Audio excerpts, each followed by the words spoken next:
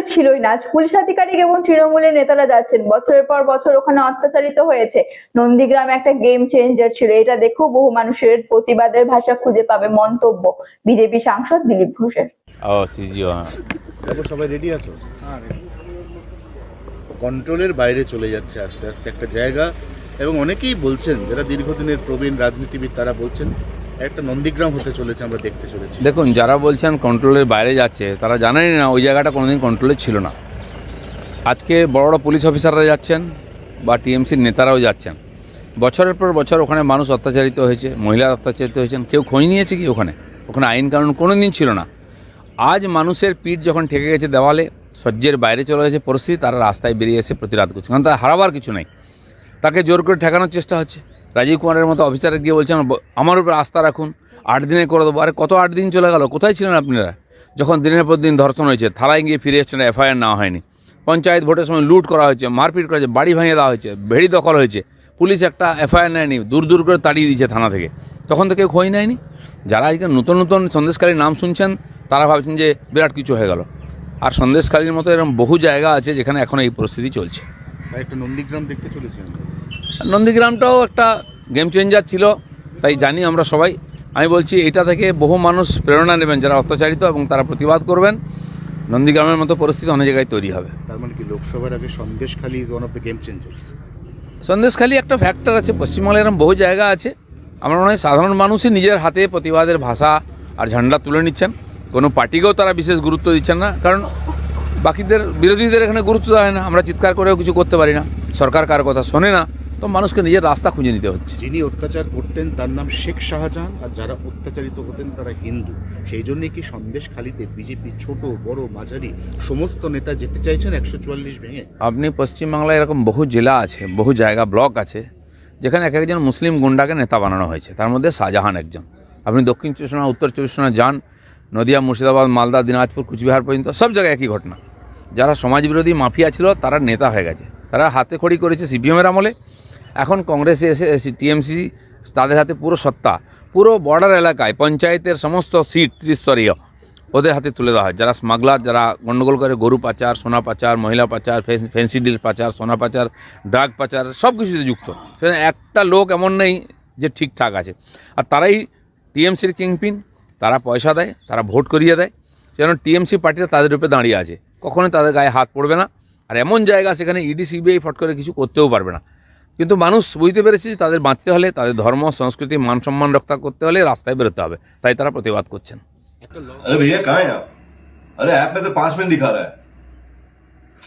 तो ऐसे कीजिए, कैंसिल कर दीजिए, मैं दूसरी कैब कर लूंगा।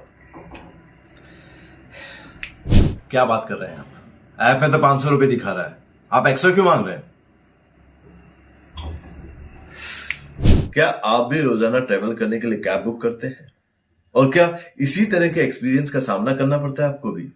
तो आइए, अब इस एक्सपीरियंस को बेटर बनाने का टाइम आ गया है रेडी टू कैब के साथ। रेडी टू कैब से इंडिया का most trusted and fastest growing cab booking platform. Ready to cabs पर आपको कैब्स बुकिंग सर्विसेज ही नहीं बल्कि यहाँ पर आप local taxi, rickshaw, AC non AC taxi सब बुक कर सकते हैं। और सबसे अच्छी बात तो ये है कि यहाँ पर आप अपना फेयर खुद डिसाइड करते हैं, है ना ये अच्छी बात? अब लंबे इंतजार की जरूरत नहीं है, ना ही एक्स्ट्रा फेयर देने की जरूरत है, और अपने डेस्टिनेशन पर लेट पहुंचने की टेंशन भी खत्म। यहाँ पर सिर्फ बुकिंग ही नहीं, रेडी टू कैब्स के साथ आप एज ए करियर भी अपने आप को ग्रो कर सकते हैं, जहां पर इंडिया के बाकी के सारे प्लेटफॉर्म के कंपैरिजन में आप ज्यादा रेवेन्यू जनरेट कर सकते हैं। तो अब इंतजार कैसा?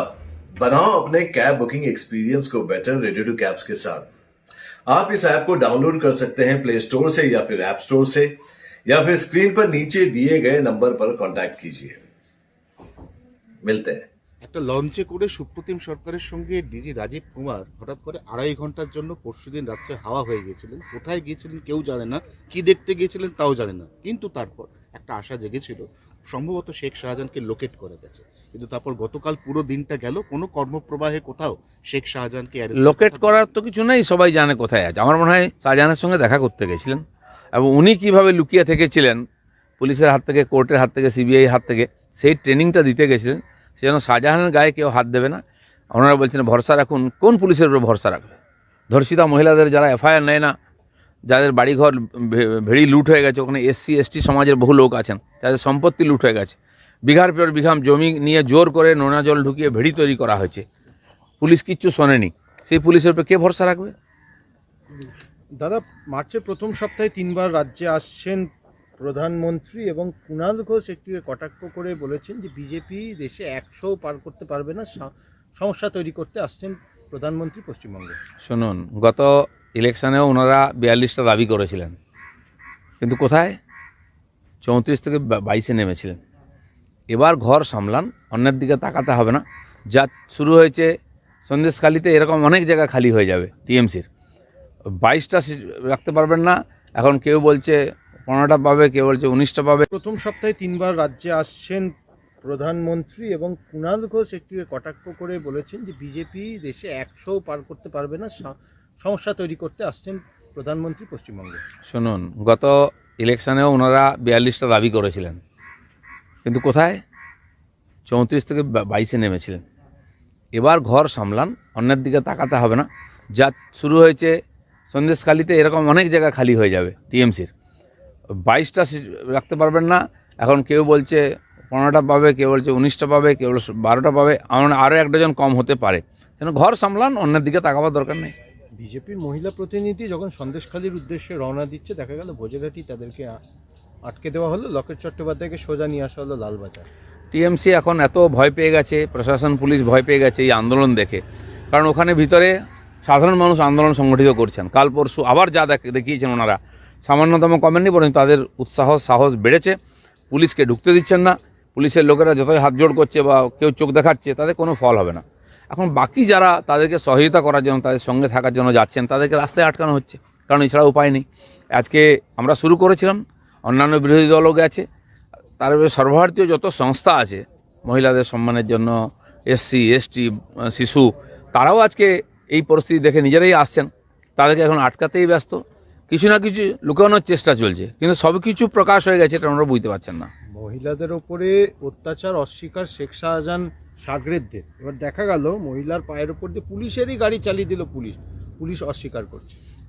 পুলিশ কি স্বীকার করলো অস্বীকার করলো কিছু যায় আসেনি, কারণ পুলিশের কিছুই নাই ওখানে, পুলিশকে কেউ পাত্তাও দেয় না। চাকরির জন্য যেতে হচ্ছে। মমতা ব্যানার্জি পুলিশ মন্ত্রী, ওনার নিজের যাওয়া উচিত। যদি ওনার উপরে মানুষের আস্থা থাকে, উনি 500 টাকা দিয়ে আর লোকেরকে যদি কিনে নিয়েছেন সমর্থন, তাহলে যাওয়া উচিত ওনার। উনি গিয়ে বলুন যে চিন্তা নেই আমি আছি, সে বলার হিম্মত ওনাদের নেই, ওনারা হেরে গেছেন। যাবে তো অভিষেক 10 তারিখ। অভিষেককে কে পাত্তা দেয়? কোলের ছেলেকে কেউ পাত্তা দেয়? মুখে দুধের বোতল নিয়ে রাজনীতি করছেন। উনি টিএমসির জন্য বড় নেতা হতে পারেন, যারা টিএমসির মাধ্যমে করে খায় তাদের জন্য উনি নেতা। পশ্চিমবাংলার কে পোছে ওনাকে? কি যায় আছে, কি কন্ট্রিবিউশন আছে? ন্যাশনাল হিউম্যান রাইটস কমিশন সন্দেশখালিতে থানায় পুলিশ আধিকারিকদের সঙ্গে বৈঠক, কোনো সুরাহা কি হবে? এই সন্দেশখালি শান্ত হবে? না, সুরাহা যাদের করার কথা তারাই তো সমস্যাটা চাপা দেওয়ার চেষ্টা করছে। পুলিশ সুরাহা করতে পারে, কিন্তু পুলিশের উপর মানুষের আস্থা নেই, কারণ তারা 12-14 বছর ধরে দেখেছে যে কিভাবে মানুষ অত্যাচারিত হয়েছে।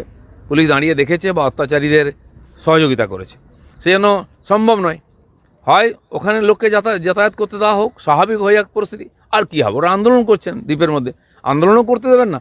যদি দোষীকে আপনারা আড়াল করেন, অ্যারেস্ট না করেন, কেন আজকে ক্ষোভ ফেটে হচ্ছে? কেন আগুন লাগাচ্ছে লোকে? কেন পুলিশের গাড়ি আটকাচ্ছে লোকে? কারণ পুলিশ প্রশাসন এই সরকারের উপর মানুষের পুরো আস্থা চলে গেছে।